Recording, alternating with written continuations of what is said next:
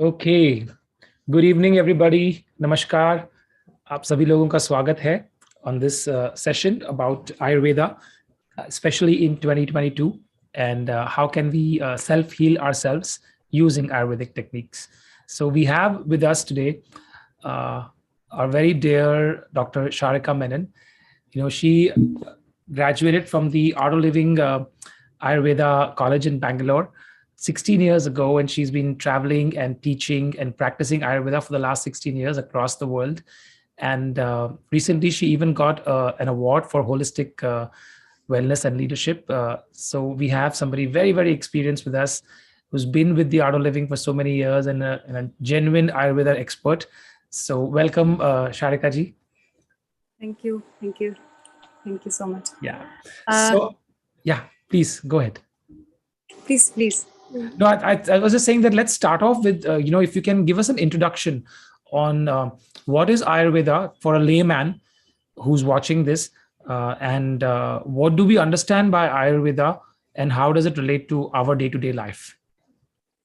Yeah. So, first of all, when you learn or understand about basic principles of Ayurveda, it's a vast topic. It's so huge that it's like anything. If you study something in deeper, it's never ending. So for me also, I don't consider myself as an expert, I would say. I'm still a student of Ayurveda. I never feel it's complete. I have never done enough. So I keep understanding more and more. I want to explore more and more on that. So for anybody to understand Ayurveda, basically we see it as some herb in some product, then it becomes Ayurvedic. So it is not just about some herb or a medicine or a treatment for a disease, or it is not just about healing when you are sick. So Ayurveda is like a manual for keeping your balance. So that is when if you take any text, any when you learn Ayurveda, any text, when you take it up, the first portion, the first half of it is how to maintain your health.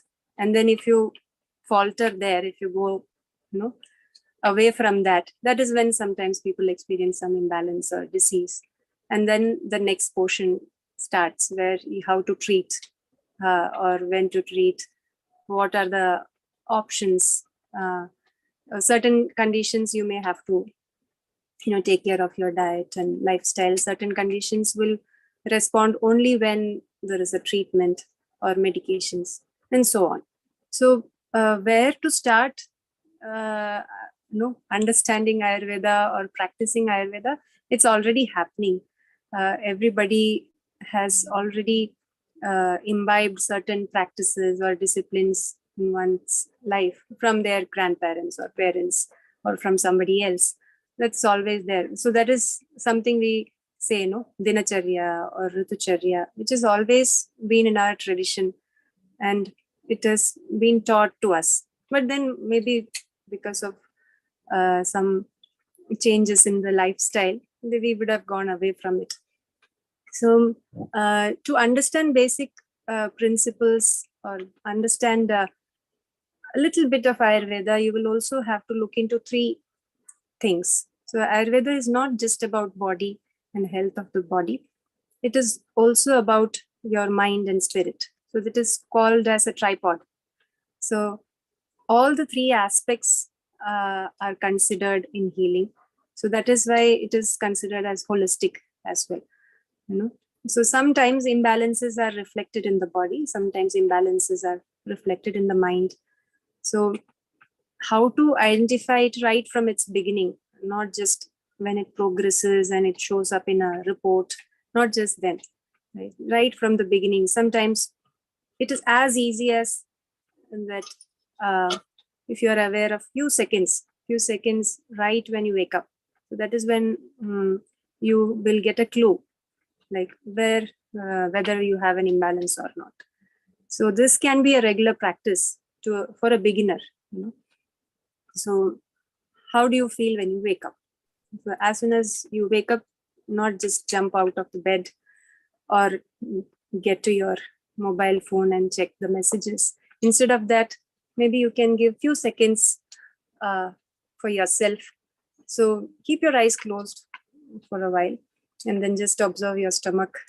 What is happening? How is your gut? How am I feeling in my body? How am I feeling in my mind? And this practice itself will make you understand whether there is balance or not. So when you're feeling light and happy, the mind is clear, you feel that happiness, warmth, and lightness. That means you are balanced.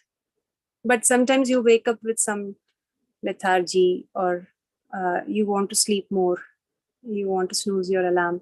There is aches and pains in the body, there is discomfort, right? So that dis-ease is slowly coming up. So that feeling itself is enough to make you aware whether your system is balanced or not. So this is a simple thing that people have been, I have been recommending many people to observe this. And they have said, even without any support of having some water or tea, they are able to clear their bowels. And that is also a good sign, right? So, and that is also an indication of your healthy gut, your metabolism. So many factors like this. So to start with, you can do this practice. In Ayurveda, in the text, when we begin to learn Ayurveda, when one portion it is said, this has to be a regular practice. So when you start learning about dinacharya, that is a routine that you need to follow during the day. So when you start practicing this is the first step to assess or analyze whether you're healthy or not. So this is a simple technique that everybody can follow. Just to observe, become aware of your body and mind, your thoughts, emotions, and the feeling that you have in the body. And then you plan your day. So the day you have to plan based on that. Maybe you may have to avoid certain things in your routine, in your lifestyle, right? Or maybe you have to go low on certain food items on that day. And then so that you don't carry over this imbalance on the consecutive days of the week or the month and so on. So this is the first step very easy to follow. Right. So true. I'll start doing this from tomorrow. Wake up and scan my body. Whenever I have heard about Ayurveda, there has always been a talk about the three gunas, the tamas, rajas, and sattva. And if you can please tell us what are the food items that would, and I know Prakriti ke hisab se that is different, but generically, what are the food items that will promote sattva and rajas and tamas, and how should we kind of balance it out, and what should we eat and what should we not eat for these three gunas to be more or less in balance given our modern lifestyle? So usually that this recent trend that I've been seeing is with the current lifestyle and the eating habits, the tendency is more towards a vata imbalance or a pitta imbalance because of too much of screen time and hectic routine. Sometimes it is very erratic. So that may lead to many people are experiencing vata imbalance, that is more of restlessness in the mind, sleep issues, gut issues, gas, bloating, and other things. And pitta also. Pitta makes you feel irritated. You lose your balance, you snap, and then digestive imbalance is also like acidity and burning sensation, so on. So these are very common these days because of the current routine and lifestyle. And this can be related to an imbalance in more of the rajasic tendency. So to balance this out, you need more of grounding, simple diet. It is as simple as two things you can watch for is, once you finish having a meal, how do you feel? Whether you feel full, heavy, or too much of gas, bloating, or acidic, within that few minutes after eating food. that itself is an indication of how your quality of digestion is, or your meal is. So the meal also should be light and warm and easy to digest, so that you are hungry for the next meal time. So it is not just about the list of things that you should include or avoid. It is also about how you feel after eating a meal. So just like I was mentioning about after waking up, how you should feel. So this is another indicator. So anything that is very spicy, fried, fermented, excessively sour, things will increase pitta. And this is also more of, in excess, it is more of rajasic tendency again. And then vata is more of what you feel in vata is you feel gas, bloating. The movement is restricted sometimes, and there is excessive movement. You feel restless. You cannot, sit calm, right? There are people who want to move around very restlessly.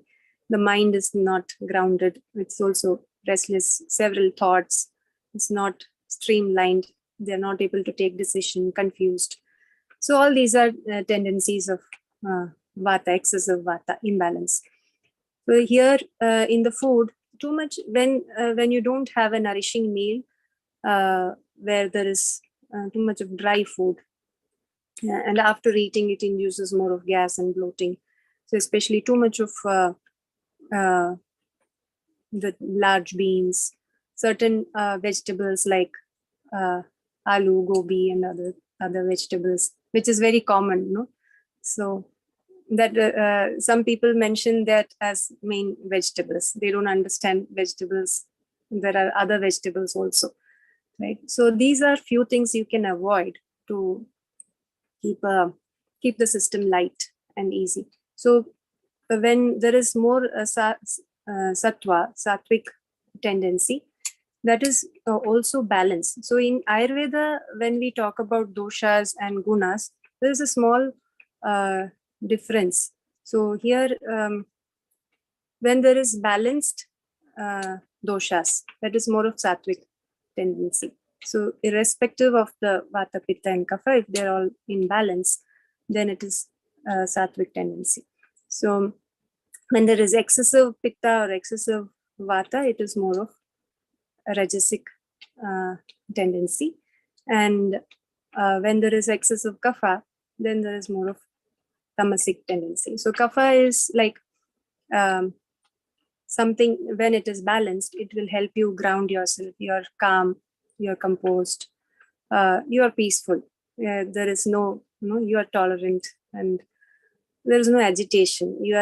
You're okay with whatever is going around. So that is how you feel. But then if there is an imbalance in kapha, it shows signs of excessive tamas. So that is lethargy, laziness, drowsy, groggy feeling. Sometimes it may lead to excessive sadness, dullness, and all that.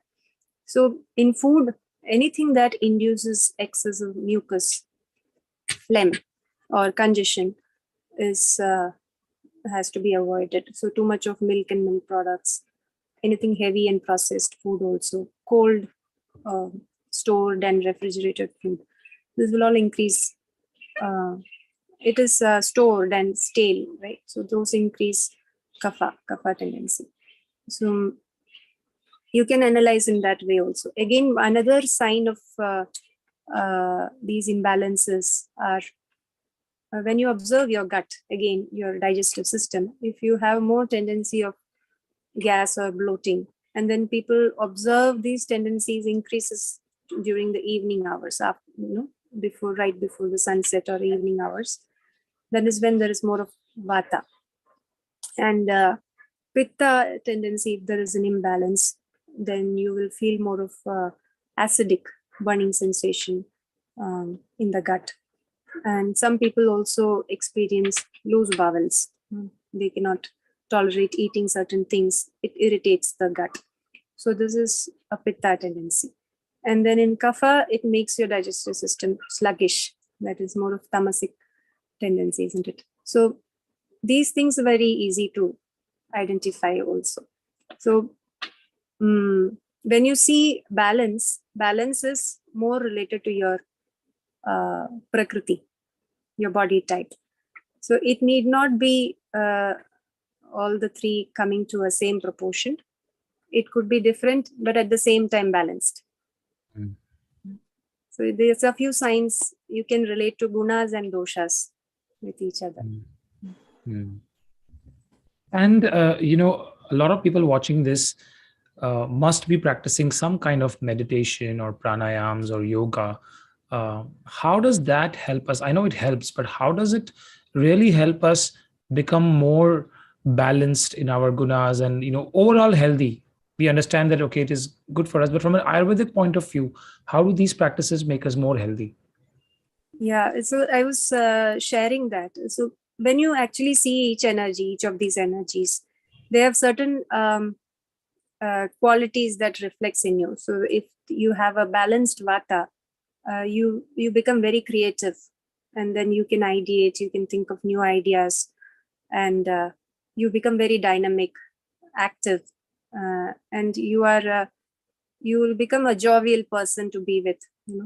So that is how vata energy is like. And then when there is balance in pitta, so you become more focused. You have a plan. You want to meet targets. You know how to do it. If this doesn't work, there is something else that works, and then you make sure it works. So that is how the pitta balance would reflect in you. And then in kapha, the balanced kapha will make you calm and composed, and it will make you manage and sustain things on a longer run. Like if there is a system in place and then people want to sustain it, so the best energy to sustain it is the kapha energy. So irrespective of your dominant energy, when you practice meditations and all these practices, pranayama, yoga, asanas, and meditation, so when you do that, I have seen that even though some people will be very good at managing things, but they may not be very good at bringing up new ideas or executing certain things. But when they start practicing this, they develop these qualities also, the other two. So that overall balance will, you will start appreciating that. So some people are very good at ideas, but they're not able to sustain certain things. They're confused. Okay, one thing, then after a few months they are on to something else. So they are just scattered all over. So they don't know what to focus on. So that is this is a beautiful thing I have seen, that how that qualities come up in each person. When there is more balance, they come towards their balance, and then they appreciate the other qualities also. And another experiment that was shown a couple of years back, just they analyzed the HRV. HRV is heart rate variability. So when the person is calm and composed, how it is, and when you are very active, how it is. So usually how it varies with activity and rest. So one person, their usual tendency is very stressed, and they want to, they are confused, always in stress mode. So within just 20 minutes of meditation, that variability, it became balanced. Immediate effect. So, and they have not meditated before. So you can imagine how it can help throughout.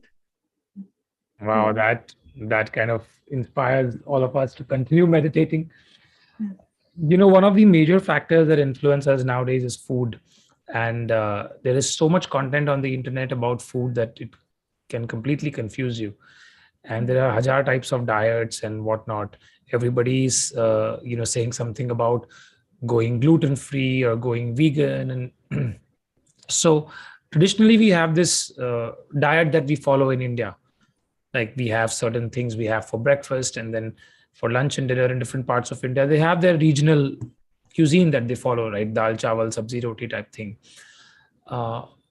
What kind of food generically should we avoid, or how should we go about planning our food for us? If you can talk about food. Yeah. That is always many patients, many of my patients also ask this: what to eat, what not to eat, shall I include this supplement and this extra thing and all that.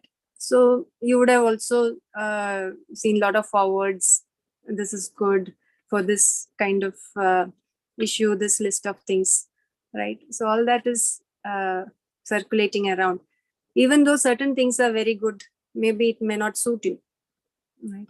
So sometimes you may have certain imbalances that may not support that kind of a diet, so it is not a good idea to experiment on various diets and everything, unless you talk to a doctor and vaidya. They will be able to assess your imbalances, assess your body type, and then they will be able to guide you what to eat, what not to eat. That would be the best way to do it. And practicing or experimenting on different kinds of diets also, it would be the same thing. And in traditional meals, when we say it is very complete, it's a complete meal. In Ayurveda also, we say to eat that which is congenial to you, so which is local, and which you are familiar with growing up. That is the best food that you can have. And you don't have to have something imported, and this nature knows what you need. So the nature is already providing you with that in that area, the area that you live in.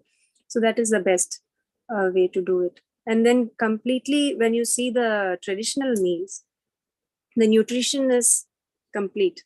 So in Ayurveda, it is not about it is all about how you digest the meal and how you absorb it. So that is the nutrition aspect of Ayurveda. So if you actually ask me, then I wouldn't say out this is good, this is not good, because it may be good for some of you, it may not be suitable for some of you. But in generally, you keep your system light, your metabolism, don't give a load on your metabolism. So prefer warm, light, easy to digest food. Prefer vegetarian, or some people can also include milk-based diet also. So some certain conditions, like if there is a chronic condition, then of course you will have a specific diet, what to eat, what not to eat, that the doctor would say. So this is it is a very vast topic actually, when you talk about diet and how you can eat, what not to eat. If I say this is good, everybody eat, and then they develop some imbalance, it will be tough. Yeah, no quick answers to this because it's very specific. But so one specific question I have is about milk and other food items. So for example, banana milkshake is a very popular shake, but Ayurveda says don't have banana and milk together. So what combinations of milk are like kheer or anything? Is milk okay with food, or is milk not okay with any food? Well, milk is okay with some items like the sweet and all that, it is okay. But then milk is not okay if you mix it with anything sour, which has an acid in it, or anything salty. So that is why we don't take milk with something savory. So, and then again, fruits have some of the acids and all that. That may not when you mix it with milk, it becomes something which is indigestible by your system, and it can turn into a residue, and this residue can turn toxic later on, and then it can lead to some imbalance, or it can what do you say, it can settle down on your weak spots. So there might be something which you have ignored or which you have never noticed, so it go into the joint and then create a joint pain, or it can get settled down in some organ, it can lead to some imbalance there, it can affect your liver. So this is a quite unique concept, and this is again a big topic And there's a huge list of things which cannot go along with each other, right? So one is, of course, milk. Milk, you can always keep it away from, you can have it as separate meal also. Yeah, and if you're really confident about your digestive fire and your routine is really good, you exercise well, your Agni is strong, then even if you eat something wrong, wrong combination, your body is able to handle it or process it. Yeah. Otherwise, it will create trouble.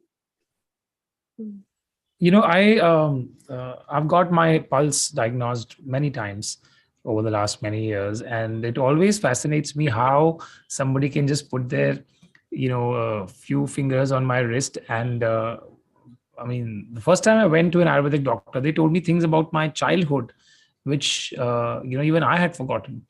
So, how does this work? What is pulse diagnosis? How come you just put your finger there and you get so much information about the person? Yeah, so this energies will give a clue, of course, which is a dominant energy. And it is about that pranic signature that is there in the nadis. So nadis are that channels, so where the prana is, and that it carries that information about all your system, the functions, whether there is an imbalance, balance, and all that. So that is all. Of course, it's not just in the. Usually, when we do a Nadi Prediction, it is the radial pulse that we check.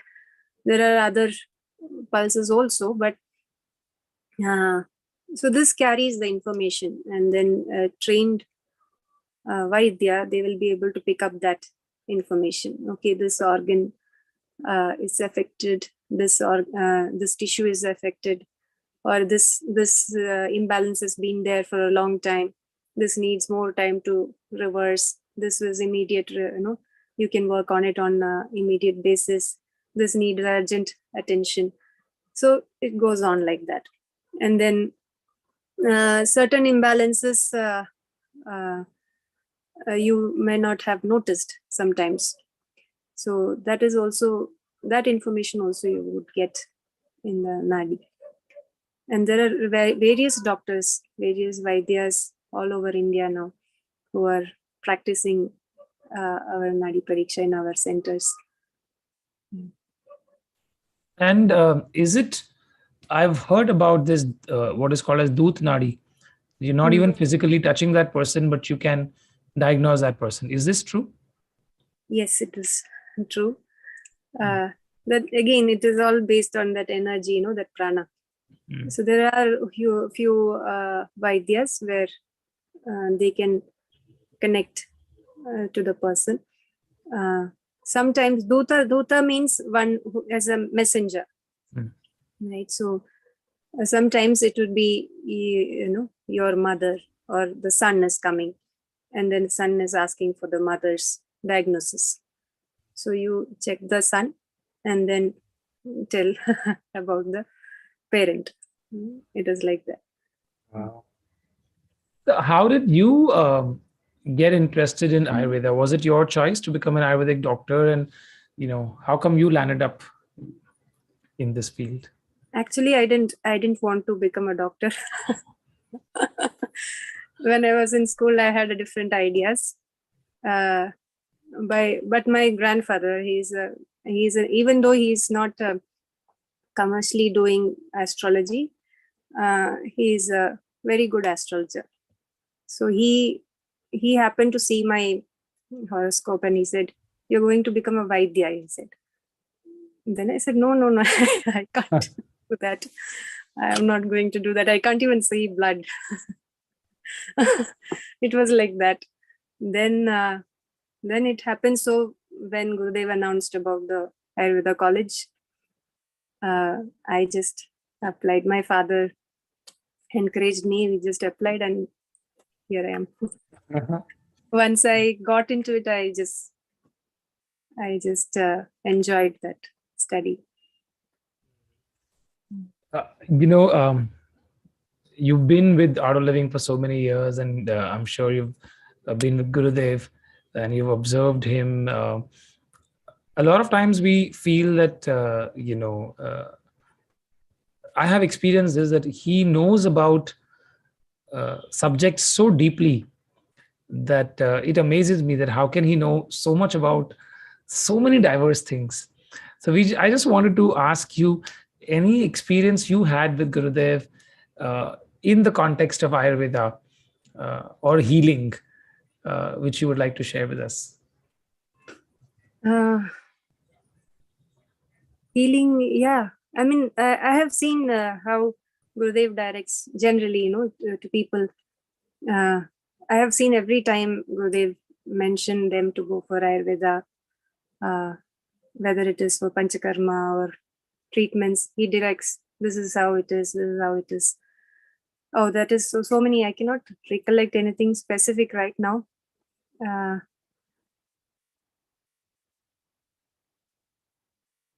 don't know. When you ask about Gurudev, this happens. Yeah, this happens to all of us. So we'll give you a few seconds. Don't worry. But if you can recollect something, some Guru story, something you want to share with us.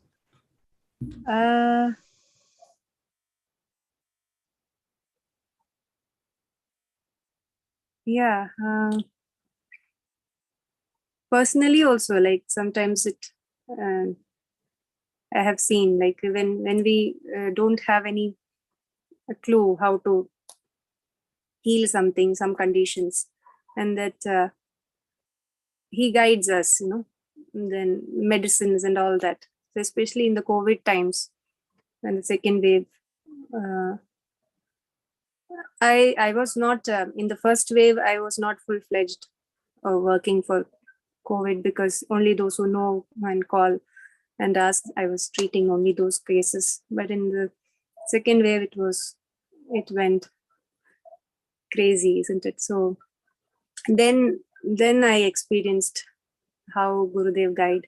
So the medicine some medicines I would have never used before in treatments, and I have used that, and it has given amazing results, especially with conditions where the SpO2 was not stabilized and so on. So yeah, that is a recent experience I can think of, and that is not, it's impossible for me to otherwise come up with a medicinal combination. Yeah. Wow. Yeah. I have seen him even recommend medicines for or healing techniques for animals a few times. Yeah. And it's amazing how even experts wouldn't have thought of it, or the results that come out of it. Yeah, I think we are very lucky that we have guidance by Gurudev in all such fields. Another question I have is, Ayurveda prescribes so many different kinds of treatments. There is Virechana, there is Bhasti. I don't know, but there are so many different types of treatments. I know our Panchakarma center in Bangalore offers such amazing massages and treatments. So, how does one get to know more, or what kind of treatments should be done by people? Can you talk a little bit more about treatments? Mm-hmm. Usually, treatments, especially Ayurveda treatments, oil therapies, and all that, people consider as a spa kind of treatment. Anybody just can go and take it. Of course, certain treatments you can do that, but actual proper, there is a proper plan, and there is a proper idea behind each plan. So, especially Panchakarma, when somebody go for a Panchakarma, there is sometimes it is either because of certain conditions, certain diseases, and for a particular disease and particular stage of a disease, the doctor has to decide and plan the course of the treatment.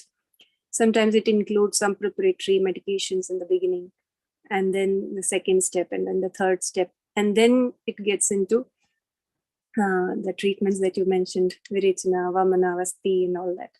So that is one aspect of it. And then there is another aspect where there are people who are already healthy and they don't have much of an imbalance, but just as a maintenance, they want to keep up or sustain their balance. So for them also, we recommend Panchakarmas or such treatments. Panchakarmas are more intense detoxes. So And it is not necessary. All the Panchakarma means 5 different therapies. And it's not necessary one has to go through all of them.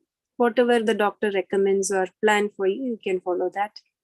And then there would be some follow-up medications. There may not be some follow-up medications after that.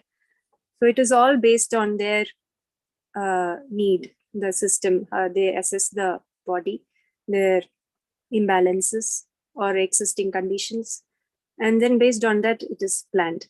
Sometimes it needs a proper preparation before we start a Panchakarma. It is not that you just drop in the center and ask for, I need a Panchakarma tomorrow. It's not like that. So sometimes it may take 5 days, 7 days, 15 days, 21 days. So you may have to prepare for that time. And then following it up, you may have to follow certain diet and routine restrictions after the treatment so that you get the benefit of the treatment. So this is what is, we are following authentic procedures. Of course, every step the doctor has to monitor. That is how Panchakarma is done usually. Yeah, I mean, for all those who are watching us, the Panchakarma center that we have in the ashram, it's really, really fascinating. I have myself witnessed it. So, you can log on to our website. I think it's Shri Tatwa Panchakarma, Sharika ji? Panchakarma.com. Yeah. Panchakarma.com for, all kinds of treatments. I have taken my mom there for eye-based treatments, and the results have been really, really amazing. I've met people, and special praise for the Netra Jyoti, center that we run over there. So if you've never been to Bangalore Ashram, you must visit. Two more questions I have before we wrap up. If I'm keen to learn Ayurveda, of course, I don't want to become a doctor, but there are a lot of people who are keen to know more about Ayurveda. Are there any short certification programs they can do from the Ayurveda College in Bangalore or anywhere else? How do I get more information? Not just reading on the website or watching YouTube videos, but I really want to learn, but not do a full-fledged course. So is there anything in the middle? Well, we are regularly conducting webinars and short webinars and even programs like Ayurjagrati and so on, which will give you a pretty good idea of all the basic principles and various managing certain conditions, those who want to go a little deeper. And then we are also coming up with some programs like nutrition program, little long-term program, which is again certification based. And then we are also coming at several other certificate programs also, 1 year long, 2 years long also eventually. But for starting, to begin with, maybe those who are beginners, of course, those who have read about little bit of, they are familiar with Ayurveda, they can start with these webinars and these programs like Ayurjagrati and so on. That will give a pretty good basic idea. And then from there, they can take up the next step. Yeah. Great. And one more question I had was, I know you said that it depends on your prakriti and all of that, but if you want to have something, a lot of us have dinner and then we keep working and then we feel hungry again before we sleep. So is there anything which is safe to eat if I'm feeling hungry in the night? Like I generally have a glass of milk, but a lot of like I've been told that milk will increase acidity. And I know a lot of people who eat, snacks in the night which are not really good for them. So, any healthy alternatives? Warm water, maybe. That's it. So yeah, the thing is, unfortunately, in that late nights, that is the time your system needs a detox. So if you are awake during that period, or if you're snacking your period, you're inviting more digestive issues. So it would be best you don't do that. And if you do that, maybe you may require frequent detoxes, visit to Panchakarma. Right. Yeah. So, if you eat late, it is better to keep it very light and simple. Maybe some soups would be a better alternative than snacks, salty snacks, especially. You know. Yep. No Maggie in the night. Okay. So, we are almost done, Sharika ji. I just want to open the floor for you. Anything you want to share with us as your, remarks as we close, your tips for all of us watching? Anything that you want to share? Yeah. So I was just remembering when I was speaking about dinacharya. Some things we are already aware of various practices. One thing I would like to emphasize on is the practice of abhyanga. Abhyanga is the oil baths and all that. So a light massage with oil. So this is something which we don't practice on a regular basis from a long time, because of the busy life, or you ignore it most of the time. So this is something which is told to be done every day as a daily routine. Abhyangam acharet nityam is what it's told. So recent changes, especially with people I have been seeing, all the patients with a lot of vata and pitta imbalances.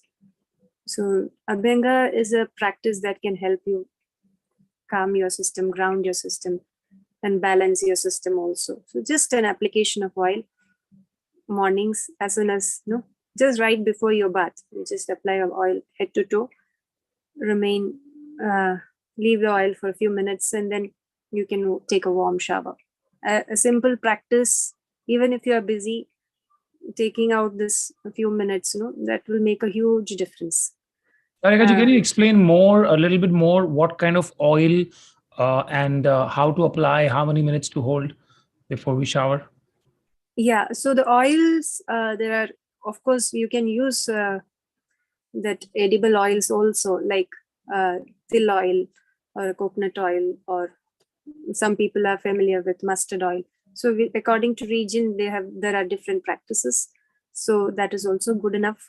And we also have oils like Ksheerabala Tailam, Narayana Tailam. So these are very common Ayurvedic preparations, oil-based preparations, which is used in Abhyanga.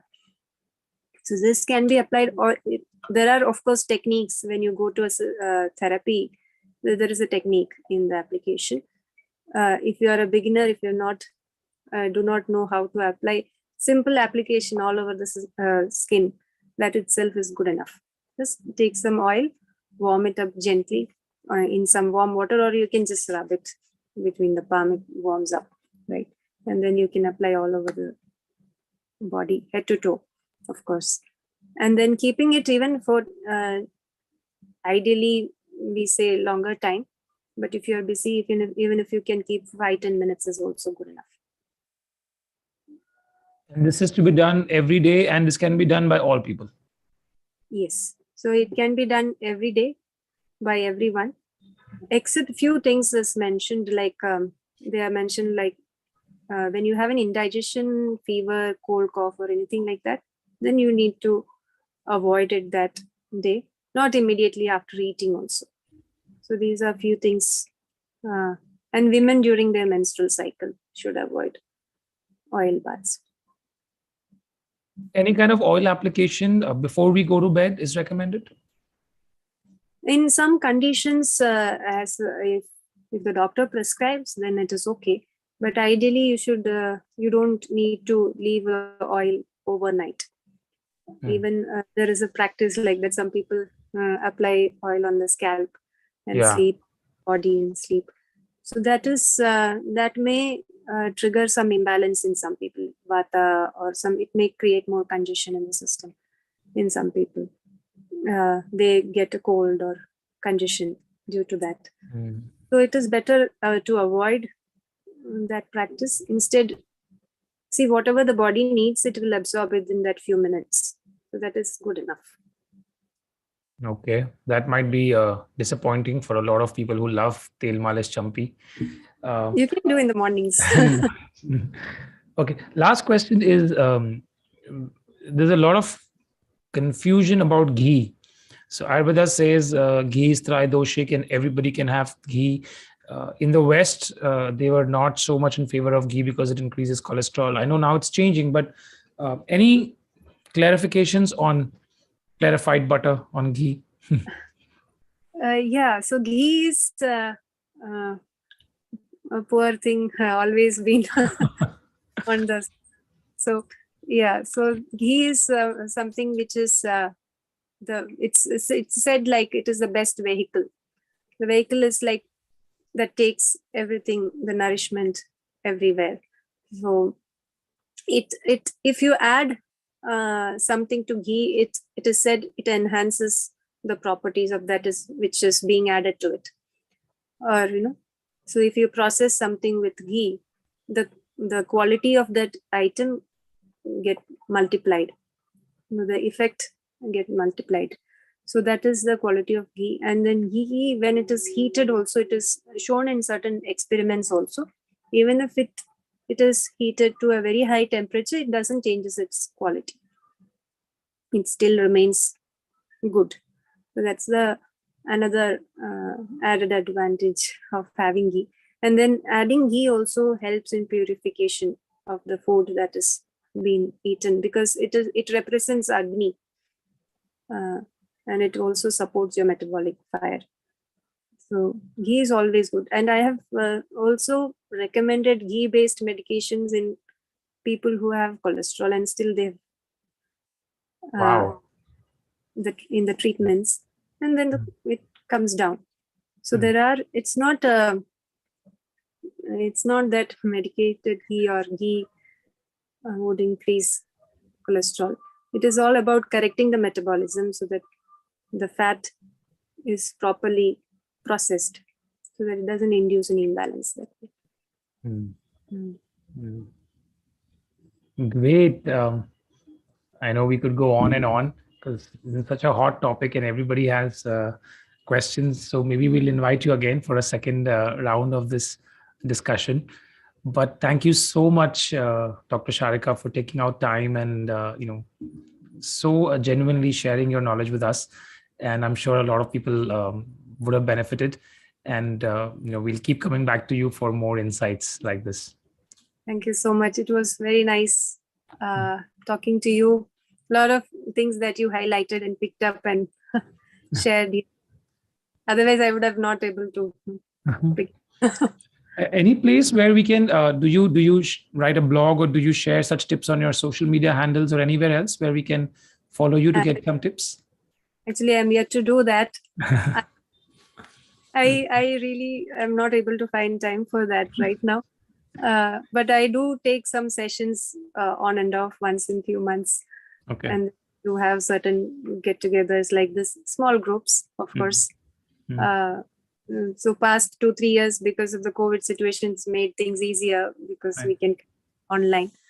So that is how I have a small Ayurveda enthusiast group. So these sessions are announced on the Tatva Panchakarma website? Yes. Okay. So then again, we go to the same website for information. Definitely. Tatvapanchakarma.com, right? Correct. Great. At least so we'll keep checking out your webinars on the website. And, if you get time, please make more, short videos with tips so that people can benefit. I would definitely do. Yeah. Thank you so much, guys. Thank you so much for joining us. All those who did, this will be available on YouTube, so you can come back to it. And, if you would like us to organize some specific sessions, you can share that in the comments, what kind of sessions you want us to organize. And, you can subscribe to this channel and stay in touch. Yeah. Thank you. Good night. Jai Gurudev. Thank you, Sharika ji. Jai Gurudev. Bye-bye.